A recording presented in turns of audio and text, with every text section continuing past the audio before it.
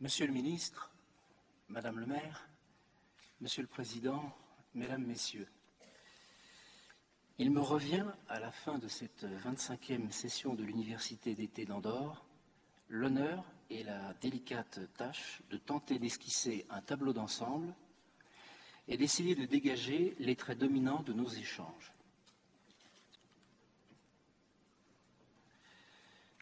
Le sujet que nous avons abordé cette année, comme je vous le disais lors de la première journée de nos travaux, s'inscrit dans une remarquable continuité des réflexions conduites les années précédentes. Et nous avons, je crois, tout au long des conférences que nous avons entendues et de nos échanges, parfaitement expérimenté le mécanisme propre au patrimoine culturel immatériel, âme de l'humanité, où nous sommes à la fois objet d'étude et observateurs agissants. Il est bien difficile d'extraire, comme dirait Rabelais, la substantifique moelle des propos qui nous ont été livrés et des échanges qui ont suivi, tant la richesse et parfois la subtilité de ceux-ci rend la tâche délicate. J'ai retenu pour ma part quelques idées fortes que je vous livre avec un peu en vrac, et je vous prie de bien vouloir m'en excuser, mais le temps m'a manqué pour être plus pertinent. Tout d'abord, j'ai eu l'impression qu'un certain consensus se faisait autour de l'idée que le patrimoine ne forme qu'un tout, indissociable, et ne doit jamais être écarté du reste du monde que nous percevons.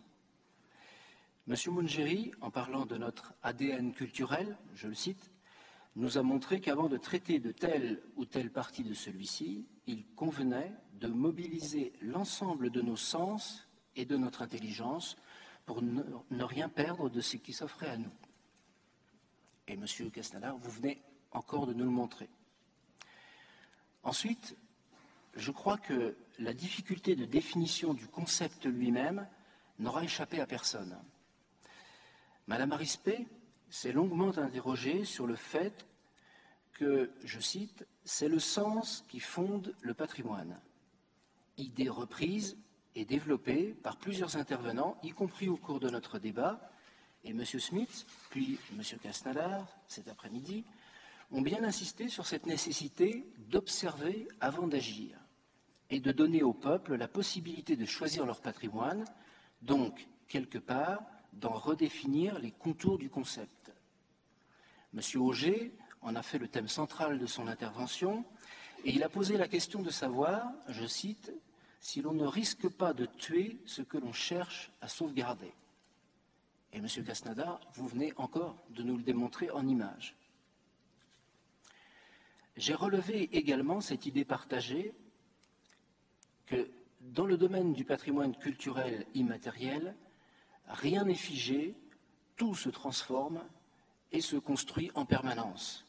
Et tous nos intervenants ont insisté sur les distinctions aussi nécessaires que celle de figer dans le passé, de muséifier, qui est une chose, et celle d'adapter, d'accompagner une évolution qui en est une autre. Ils nous ont aussi répété qu'il est essentiel de documenter la mémoire pour ne pas en perdre la trace. Lors de notre débat, l'expression de société liquide a été exprimée et la formule d'Héraclite évoquée. Je vous la cite. « À ceux qui descendent dans les mêmes fleuves surviennent toujours d'autres et d'autres eaux. » Effectivement, on sent bien tout le principe qui est derrière cette formule et qui guide notre travail sur le patrimoine immatériel. Madame Jugnant a bien relevé, en évoquant le mythe de la tour de Babel, la responsabilité de l'Andorre pour la langue catalane et le courage qu'il fallait pour affronter les évolutions. Elle a bien insisté aussi sur le fait que la langue était un facteur de cohésion sociale, en plus d'être le premier facteur de transmission culturelle. Madame Arispé a souligné les évolutions qui se font jour vers une multi-appartenance à des référents culturels très différents qui se juxtaposent dans le courant de la vie d'une même personne, en citant l'exemple de la société mexicaine. Le patrimoine est donc cette longue chaîne d'un processus ininterrompu où des choses disparaissent alors que d'autres apparaissent en permanence tandis que des choses enfouies ressurgissent spontanément si elles le doivent. Et je trouve important de bien noter ce côté aléatoire. Nous ne maîtrisons pas cette créativité. Nous avons cité les danses folkloriques de l'Andorre qui mêlent, de l'avis de ceux qui les connaissent bien, à la fois tradition et renouvellement moderne. Madame Thébault, pour sa part, nous a montré les évolutions de la place de la femme dans la transmission du patrimoine culturel immatériel et elle a posé le fait que chacun des deux sexes se repositionne actuellement à la recherche d'une plateforme de compréhension faite de respect et d'enrichissement mutuel. Voilà qui est prometteur pour l'avenir. J'ai bien noté aussi cette question délicate de la place de cette nouvelle culture mondialisée dans l'inventaire du patrimoine culturel immatériel de l'humanité, celle des retransmissions télévisées, des jeux vidéo, de Disney Channel, de McDo, etc., etc. Dans cette vision du monde moderne, de nos cyberenfants, je parle des enfants du monde, des citoyens du monde, comme dirait M. Auger, tout en soulignant les énormes disparités que nous constatons. Tous nos orateurs, à commencer par notre président, ont beaucoup insisté sur le distinguo qu'il fallait faire entre l'instruction, d'une part, et l'éducation culturelle, ainsi que la place de cette dernière dans la vie contemporaine. M. Goïti-Solo nous a rappelé que l'on pouvait être analphabète et posséder une grande culture, et inversement, être instruit, parler plusieurs langues et ne disposer que de maigres références culturelles.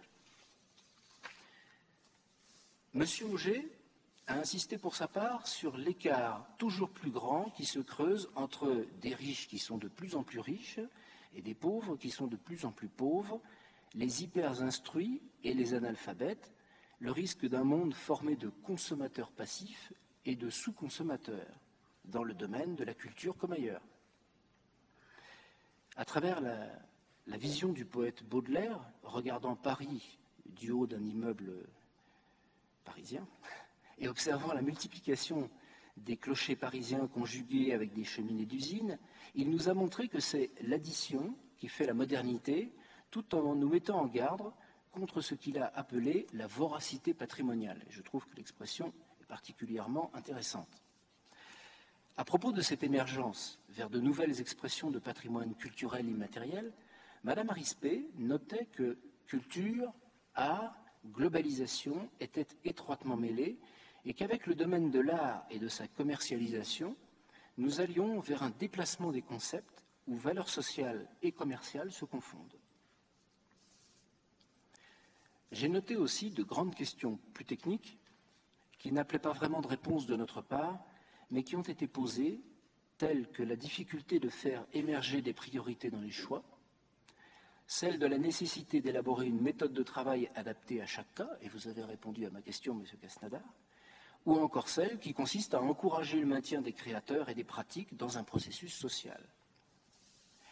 Autre thème important, me semble-t-il, celui qui exprime le fait que le patrimoine culturel immatériel de l'humanité, c'est au peuple de le définir eux-mêmes. Et l'inventaire, puis l'accompagnement des évolutions de ce patrimoine doit se faire aussi et surtout chez nous, en songeant à nos propres racines et à notre vécu quotidien. Le ministre andorran de l'aménagement du territoire, lorsqu'il nous a fait l'honneur de sa présence, nous a interpellés sur ce thème pour le pays où nous nous trouvons, en posant la question du rapport entre les nécessaires aménagements que celui-ci doit mettre en place et le respect de signes qui forment une large part de l'identité culturelle nationale. Ainsi, au-delà de la question de l'identification de ce qui forme notre patrimoine, de notre patrimoine culturel immatériel, se pose la question des choix. Et le ministre Minoves a souhaité dans ce contexte que ces choix ne se fassent pas par soustraction, mais plutôt par capitalisation. Il ne faut donc pas feindre d'ignorer la question, et avec M. Moungiri, nous avons vu que la réponse appartenait certainement à une conjugaison intelligente placée entre témoignage et innovation dans un seul geste qui est tourné vers l'avenir.